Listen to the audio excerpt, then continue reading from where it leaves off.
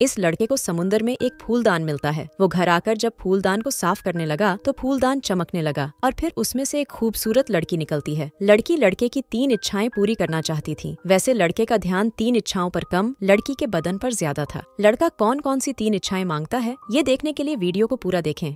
कहानी की शुरुआत क्रिस नाम के लड़के से शुरू होती है, जो इस वक्त बीच पर टहल रहा था। क्रिस के साथ उसका पालतू सैमी भी था। क्रिस बीच के पास ही रहता था, इसलिए वो रोज यहाँ टहलने आता था। वैसे क्रिस पहले एक सिंगर था, लेकिन आजकल उसने गाना बंद किया हुआ था। बीच पर कुछ देर टहलने के बाद क्रिस एक जगह पर बैठ जाता है। वो बैठकर खुद भी खाना खाता है और सैमी को भी खिलाता है। खाना खाने के बाद क्रिस जैसे ही आराम करने लगा, तभी उसे लगा कि समुद्र में कोई डूब रहा है। वो जल्दी जल्दी लाइफ गार्ड के घर की तरफ भागता है, क्योंकि उसे अच्छे से तैरना नहीं आता था। लेकिन ना तो लाइफ गार्ड के घर की हालत ठीक थी और ना ही वो घर में था। अब क्रिस घर की टूटी हुई खिड़की उठाकर खुद ही समुद्र की तरफ बढ़ने लगा और फिर जल्दी ही समुद्र में कूद जाता है। लाइफ गार्ड बेवन पास ही टहल रहा था और उसने क्रिस को पानी में देख लिया था। समुद्र में क्रिस को कोई नजर नहीं आता। उसे वहम हुआ था कि कोई डूब रहा है और इसी वजह से अब उसकी जान खतरे में पड़ गई थी। धीरे धीरे वो पानी में डूबने लगा। पानी के अंदर उसे एक फूलदान मिलता है और तभी बेवन भी उसके पास पहुंच जाता है। जल्दी ही बेवन ने उसे पानी से बाहर निकाल लिया था, जिस कारण आज क्रिस की जान बच गई थी। वैसे ये दोनों दोस्त भी थे और एक दूसरे के घर आते जाते रहते थे। थोड़ी ही देर बाद क्रिस फूलदान लेकर अपने घर आता है। वो फूलदान को टेबल पर रखकर घर के काम करने लगा। वो घर में अकेला ही रहता था। घर के काम करने के बाद वो थोड़ा सा आराम भी करता है। रात को क्रिस अपनी बाइक उठाकर पास वाले बार में आता है। वो रोज दारू पीता था और दारू पीने इसी बार में आता था। आज क्रिस जैसे ही दारू पीने लगा, तभी उसके पास हाइमन नाम का आदमी आता है। हाइमन एक म्यूजिक कंपनी का मालिक था और क्रिस भी उसे अच्छे से जानता था। हाइमन चाहता था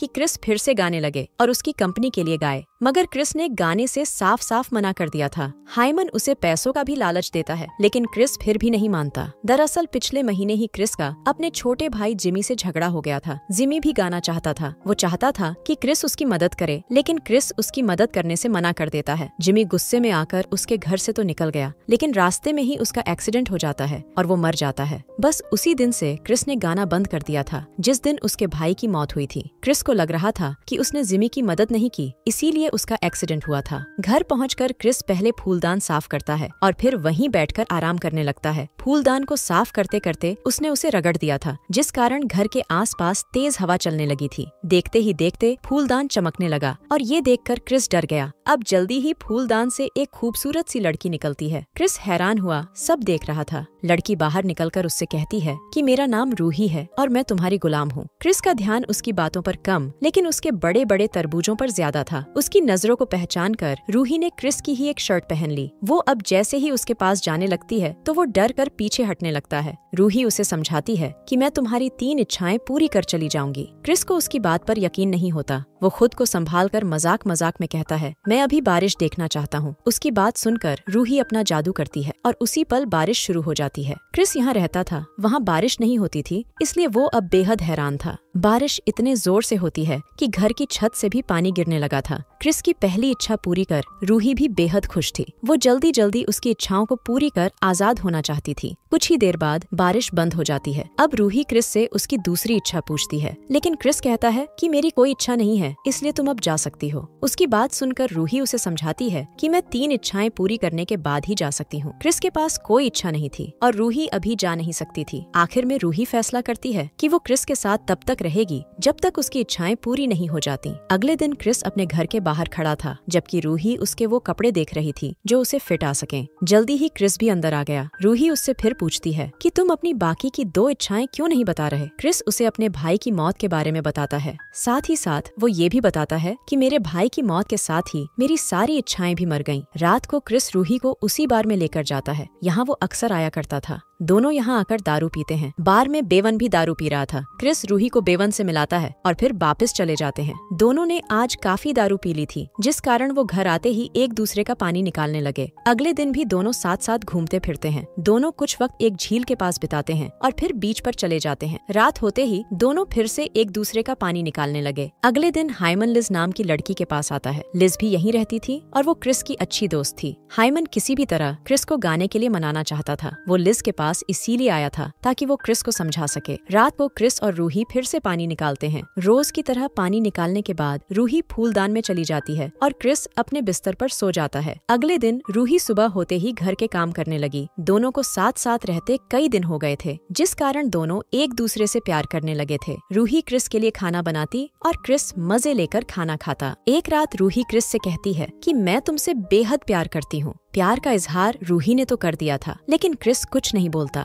रूही उससे पूछती है, क्या तुम भी मुझसे प्यार करते हो? इस पर क्रिस पहले तो खड़ा हो जाता है और फिर कहता है, मैं किसी जिन्नी से प्यार नहीं कर सकता। क्रिस की बात सुनकर रूही बहुत दुखी होती है। वो क्रिस से उसकी बाकी की 2 इच्छाएं पूछती है ताकि उन्हें पूरी कर वो उसकी जिंदगी से चली जाए, मगर क्रिस उसे कोई इच्छा नहीं बताता, जिस कारण रूही उस पर बेहद गुस्सा करती है। कुछ देर बाद रूही बाहर जाने के लिए तैयार थी। वो क्रिस के दोस्त बेवन के साथ बाहर जा रही थी। उसी ने बेवन को बुलाया था और जल्दी ही वो उसके साथ चली जाती है। जल्दी ही दोनों बार में आकर दारू भी पीने लगते हैं। उधर क्रिस भी घर में दारू पी रहा था। रूही जिस तरह बेवन के साथ गई थी वो उसे बिल्कुल भी अच्छा नहीं लगा था। रूही के जाने के बाद उसे एहसास हो गया कि वो रूही के बिना नहीं रह सकता। इसी बीच लिज क्रिस के पास आती है ताकि उससे हाइमन के बारे में बात कर सके। क्रिस इस वक्त बेहद नशे में था। लिज उसके लिए कॉफी बनाती है ताकि उसका नशा कम हो जाए। कॉफी पीते पीते क्रिस उसे रूही के बारे में सब बता देता है कि वो फूलदान से निकली हुई जिनी है। इसके साथ ही वो लिज को ये भी बताता है कि मैं उससे बहुत प्यार करता हूँ और उसी के पास जा रहा हूँ। लिज को सब बताकर क्रिस तो चला गया, लेकिन लिज की नजर फूलदान पर जम गई थी। थोड़ी ही देर बाद क्रिस रूही के पास पहुँच गया। वो उसे घर चलने को कहता है, लेकिन रूही उसकी बात नहीं मानती। वो कहती है कि तुम मुझसे प्यार नहीं करते, इसलिए मैं तुम्हारी बात नहीं मान सकती। रूही क्रिस पर बेहद गुस्सा थी। क्रिस उसे समझाकर घर ले जाना चाहता था ताकि वो उसे समझा सके कि वो उससे प्यार करता है, जबकि रूही को लग रहा था कि क्रिस अपनी इच्छाएं बताना चाहता है। वो क्रिस से कहती है कि तुम यहीं अपनी इच्छाएं बताओ और फिर यहाँ से चले जाओ। क्रिस गुस्से में आकर कहता है कि मेरी दूसरी इच्छा है कि मुझे एक साधारण लड़की मिल जाए। रूही कहती है कि तुम्हें जल्दी ही साधारण लड़की मिल जाएगी। अब क्रिस तीसरी इच्छा बताता है कि रूही हमेशा हमेशा के लिए वहीं चली जाए, यहाँ से वो आई थी। क्रिस की आखिरी इच्छा सुनते ही रूही की तबीयत खराब हो गई और क्रिस किसी तरह उसे संभालता है। कुछ देर बाद क्रिस उसे घर ले आया था। रूही की तबीयत इसलिए खराब हुई थी क्योंकि वो वापस जाना चाहती थी, लेकिन उसके पास उसका फूलदान नहीं था। रूही ने क्रिस की तीनों इच्छाएं पूरी कर दी थी। क्रिस की तीसरी इच्छा थी कि रूही वहीं चली जाए, यहाँ से वो आई थी। क्रिस की तीसरी इच्छा पूरी करने के लिए उसे फूलदान चाहिए था। क्रिस को भी जल्दी ही पता चल जाता है कि फूलदान लिज के पास है। वो जल्दी जल्दी लिज के घर जाता है, लेकिन वहाँ उसे लिज नहीं मिलती। लिज इस वक्त समुद्र किनारे बैठी थी और फूलदान उसी के पास था।